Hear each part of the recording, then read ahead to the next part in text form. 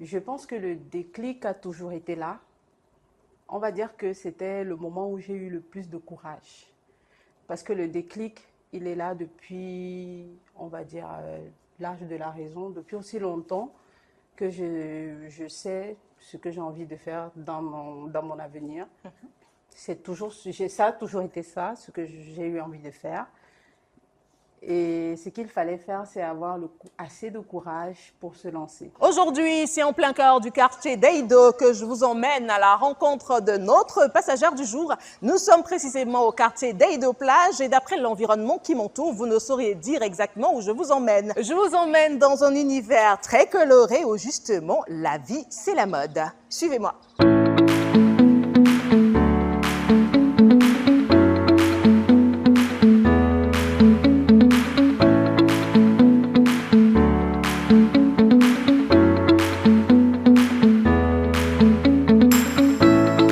Je vais dire que j'avais pas assez de courage pour affronter les parents à l'époque. Pas qu'ils étaient stricts, disons que j'avais pensé à leur place en me disant que très certainement ils ne devaient pas être ravis d'apprendre que au lieu de faire les études, les grandes études entre guillemets qu'ils avaient prévues pour moi, je choisirais de partir faire de la couture. Ouais, comme on disait, la série C à l'époque, Voilà. c'était pas assez prestigieux. Exactement. La décision ne s'est pas prise du jour au lendemain.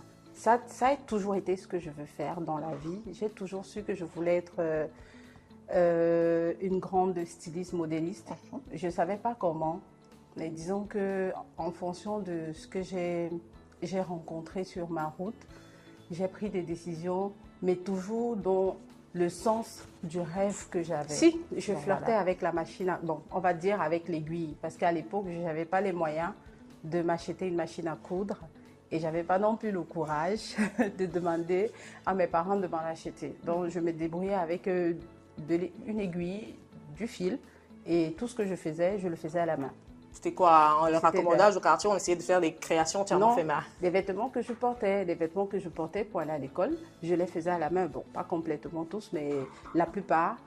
Et ce que je portais lorsqu'il y avait des événements, parce que dans notre école, à l'époque, on avait pas mal d'événements.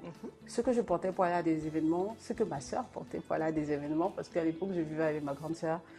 Donc, c'était ça. Je les faisais à la main. Les gens n'étaient pas très surpris. Parce que tout ce que j'ai toujours fait, la façon dont je l'ai fait a toujours donné cette information-là aux gens que c'est ce que je veux faire ou je vais finir par le faire. Donc, ils n'ont pas été surpris.